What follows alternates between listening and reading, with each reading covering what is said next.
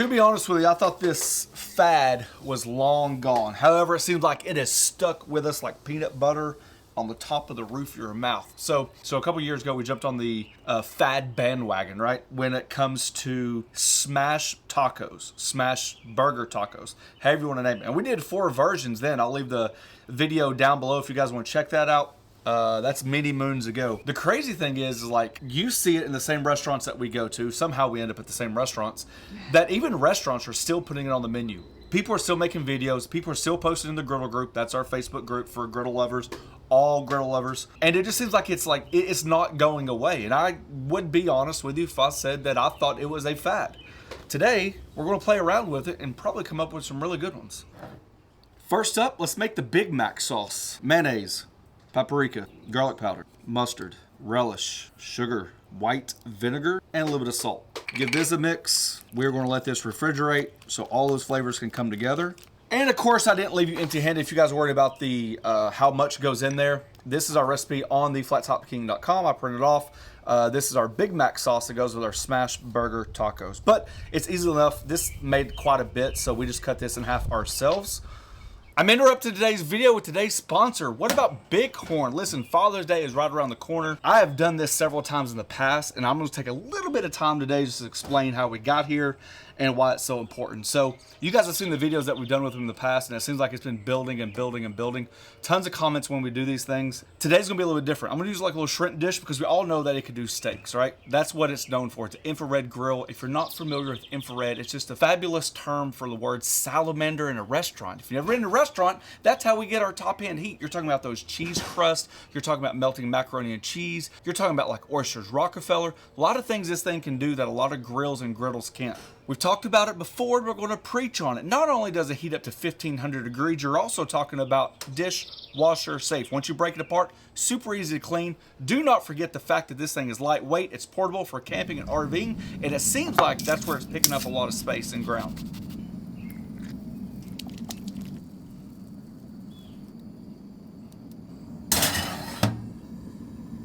I truly believe, deep in my heart, bang for the buck, it's one of the best pieces of equipment that's ever hit the back porch. With the price of grills and griddles lately, it's astronomical, it seems like. But with the deals that they put on, because whatever time of the year, like right now it's Father's Day and Amazon Prime Day, I mean, literally, these things, not only versatile, but the idea that what you can put in them is really as creative as you guys want to be. So if you're looking for a fantastic Father's Day present, heck, for yourself, for your father, for your son, for your mother, for your sister, your brother, aunt, your uncle, it don't matter. Click the link below because we're going to save you some money, I guarantee you. Now let's get back to those tacos. When it comes to ground beef, this is just my own ground beef that I'll ground myself. 80-20 will be fine, even 85-15. A lot of times we will measure out with a scale.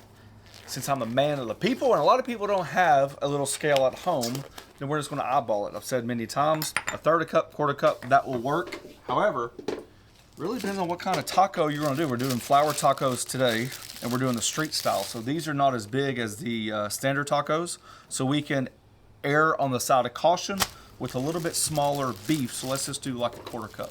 Easy enough. Just like that, okay? All right, one's done. And I'm going to knock out a few of these.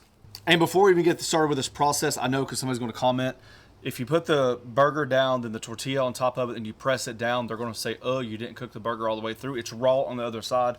Holy smokes, could that not be further from the truth? It cooks not only from the side that you smashed it on, but when you flip it over on the tortilla, it kind of fries in the beef fat, the tallow, and the heat comes through. You do not have to worry about not cooking these enough. I mean, you have to cook them, but you don't have to worry about them being raw. That's nonsense. So I'm going to do kind of traditional, but the idea is if you want to do an Oklahoma onion burger style where you got shaved thin onions, now's the time to do that. We're going to do an animal style with little sauteed onions with butter. And you can also do the other type that we're doing is like the Big Mac style. My kids like both of them recently, so that's what we're making. The good thing is you can be as creative as you want to. Thinly sliced for the Oklahoma, dice for the Big Mac, and we got a little sauteed action, normal dice for your animal style. Probably helps if you get all the onions on the griddle. Just working in this corner over here with that butter. Alrighty, on the griddle today, we have low, medium high, and low because I wanted some little room to be able to saute those onions, right? Just get them tender in that butter. That's working out well. Kind of local all-purpose seasoning here, a little salt, pepper, garlic, and some humidity.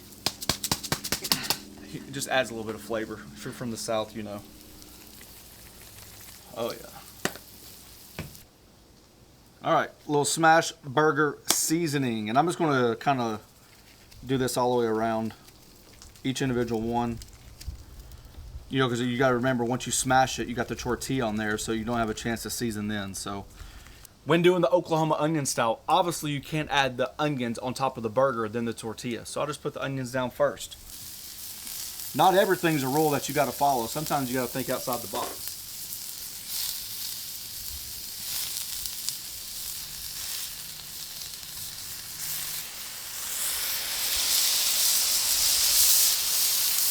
And you want to press it out until you can start seeing beef. That way you get full coverage.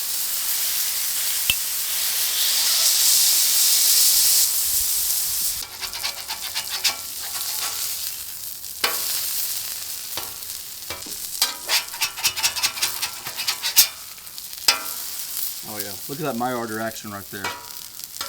Now you can see all that natural tallow. There's no oil. You see how white we are, how dry it is? Just using that pure fat from the beef. It's actually 100% brisket.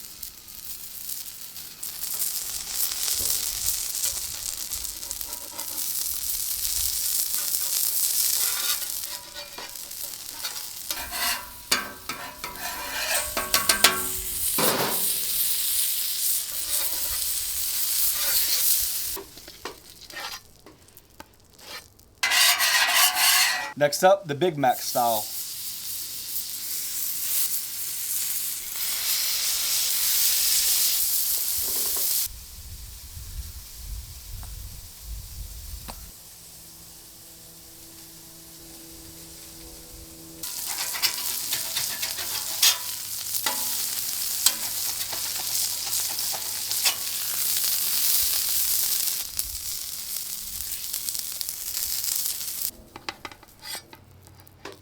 And last but not least, the animal style.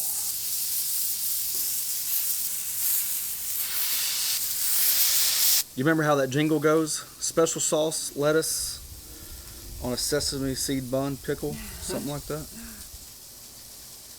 I know it sounds crazy. I went with a leafy cabbage. Just a little bit more crunch than lettuce, like an iceberg or something. Top it off with some of those pickles. Just like...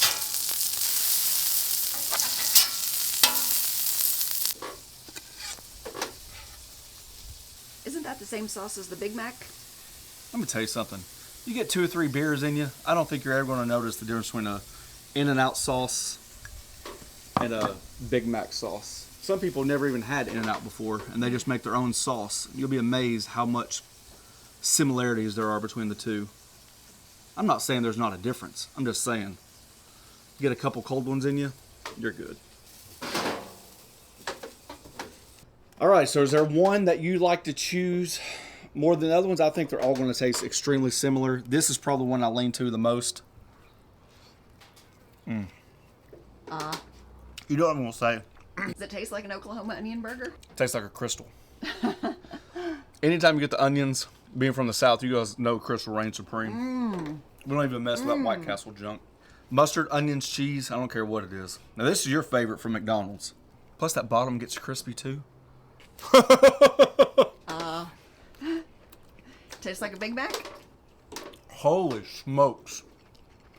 That will, it's exactly what it tastes like. I'm not even a Big Mac fan. Give me a double cheeseburger. Quarter pounder, something like that. Don't it, how eerie similar it tastes? Do you think I'm crazy? Yeah, without so much bread. Oh, I don't know about that. And then this is what I've been looking out for right here, the animal style. Oh, that's good too. My honest opinion, they're all 100% uniquely different. I love the sauce. Do you feel like the salt, like you need to make multiple sauces? I don't think you need to make multiple sauces. You just make one good sauce. That's a good sauce. Agreed. I like horseradish, Mom, but that's a whole different story. The mustard and pickles, classic. To me, that's just what we grew up on. I was shocked at how close that resemblance was of a Big Mac. Yep. It's got to be the lettuce, the pickle, the onion, whatever it is. And then the animal style, I actually like a lot. It's exactly what I remember when we went to Phoenix. Yep. All right, guys, there you go. Don't forget to check that link out for Bighorn because it's going to save you a ton of money. I'm going to put that video right here somewhere on the screen so you guys can check that out. The video that was 2 years ago, 3 years ago, and it was like 4 different ways. I think there's like Italian, a breakfast. Really cool ideas on that one as well.